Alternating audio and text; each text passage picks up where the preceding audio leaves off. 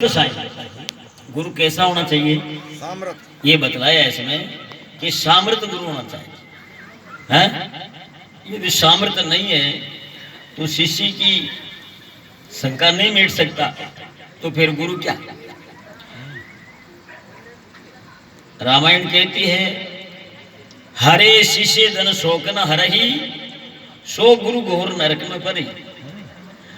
गुरु बन जाता है, शिष्य का शोक नहीं हटता है, अज्ञान नहीं हटता है, तो वह गुरु घोर नरक में पड़ता है। ऐसा रामायण कहता है। एक अक्षर दाता जो गुरु जो शिवत नहीं दास पाए जन्म सत स्वान को बौरी सोपत घरवास। शिष्य के लिए क्या है कि एक अक्षर भी जो गुरु पढ़ा देता है और उसको गुरु नहीं मानता है तो क्या क्या होता है, पाए जन्म सत स्वान को, यानी 100 वर्ष तक कुत्ते का जन्म प्राप्त करता है। पाए जन्म सत्स्वान को बहुरी सुपज घरवास, फिर नीच घर चांडाल के घर जाकर के जन्म लेता है। तो गुरु एक अक्षर भी पढ़ा देता है तो उसको गुरु माना चाहिए। गुरुद्रोही मनमुखी नारी पुरुष विचार ते 84 भ्रमी जो लो शशि दिन का। चाहे गुरु का कोई द्रोही बन जाता है, चाहे स्त्री हो चाहे पुरुष हो, और मनमुखी बना रहता है, गुरुमुखी नहीं बनता है, मनमुखी बनता रहता है, तो क्या हो, गुरुद्रोही मनमुखी नारी पुरुष विचार ते 84 भ्रम ही। वे 84 भ्रमेगा कब तक, जो लो शशि दिनकार, जब तक सूर्य और चंद्रमा रहेगा तब तक वो 84 में पढ़ाई रहेगा। कितनी महान बात बताई। ऐसे इसलिए बताया मेरे गुरु ऐसे सामर्थ साई, कि मेरे गुरु ऐसे समर्थ है और साई है। साईं का मतलब दयालु दाता। ऐसे सामर्थ साईं जन्म मरण के फंद नसावे फिर जीवन मुक्त कराई। जन्मने और मरने का जो फंद है, बार बार जन्मना, बार बार मरना, बार बार माता के गर्भ में जाना और ऊंधा झूल जाना, फिर बाहर निकल जाना, फिर संसार के भोगों में फंस करके फिर वापस माता के गर्भ में चल जाना, ये जन्म मरण का चक्र गुरुदेव काट देता। ऐसा गुरु होना चाहिए। बार बार 84 में जाने नहीं देना चाहिए, बार बार जो है माता के गर्भ में जाने की प्रक्रिया बंद कर देता है। गुरु वही गुरु कहलाता है। ऐसा होना चाहिए सामर्थ्य। जन्म मरण के फंद नसावे फिर जीवन मुक्त कराएंगे। फिर जीवन मुक्त यानी जीते जी मुक्त कर दे। जीते जी मुक्त कब रहता है, मानव जन्म होता तब तक। और मानव जन्म में मुक्त की अवस्था बन जाती है। मानव की मुक्त अवस्था में जब मुक्त हो गया तो फिर वो विदेह मुक्त होता है ना। तो ऐसे गुरु की आवश्यकता बताएगी। फिर बताइयो कृपा करे गुरुदेव दयाला दिव्य दृष्टि चमकाई। जो गुरुदेव होता है वह कृपा कर देता है और ज्ञान की दृष्टि झुका देता है शिष्य में, है ना। गुरु वही होता है जो ज्ञान देकर के शिष्य की जागृत दशा बना दे। कृपा करे गुरुदेव दयाला दिव्य दृष्टि चमकाई अंत प्रकाश अखंडित दर्शा तिमर तुरत नसाई। अंतःकरण में ज्ञान का प्रकाश हो जाता है उसको, है ना। शिष्य और गुरु में भेदता खत्म, गुरु और शिष्य की समानता, गुरु शिष्य में ज्ञान की समता समानता हो जाती है, उसी गुरु शिष्य कहते हैं। अंत प्रकाश अखंडित दर्शा तिमर तुरत नसाई, मेरे गुरु ऐसे सामर्थ साई। फिर कहो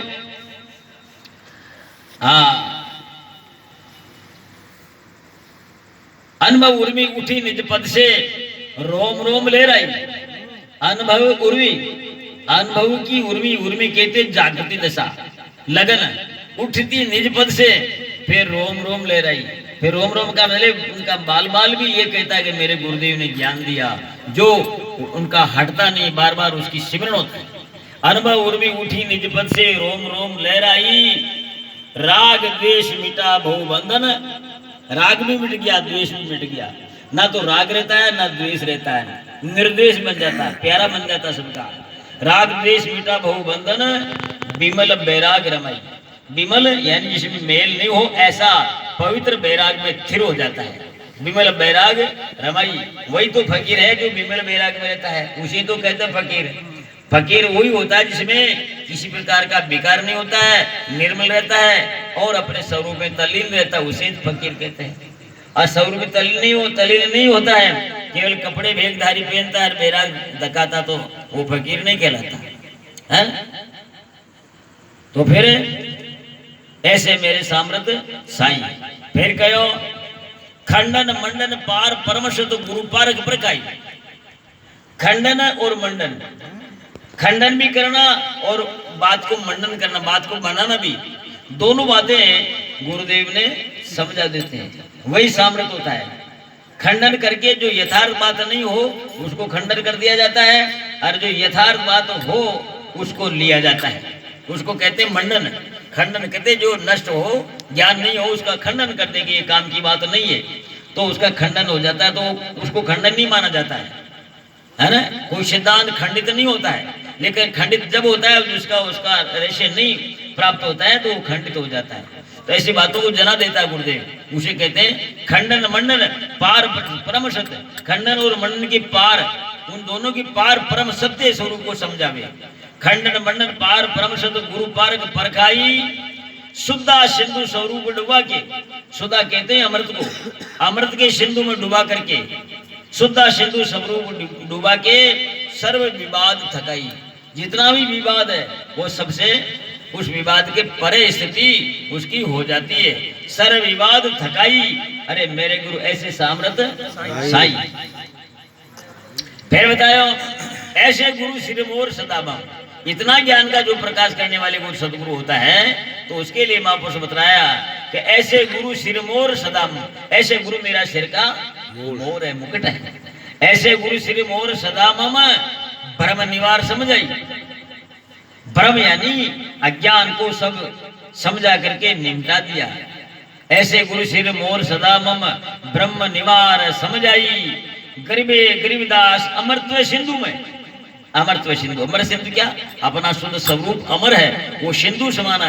अमृत सिंधु में निर्भय नित्य रहा, निर्भय सदा के लिए निर्भय स्थिर हो जाता है, वही गुरु कहलाता है। और निर्भय नहीं होता है, डर रहता है बार बार का, तो निर्भय नहीं होता है, उसे निर्भय की प्राप्ति नहीं होता है, तो ज्ञान प्राप्त नहीं होता है, शिष्य को पार नहीं कर सकता है और अपने आप भी पार नहीं हो सकता है। दोनों बातों में जो प्रवीण होता है वही गुरु जो है जीवन मुक्त कहलाता है।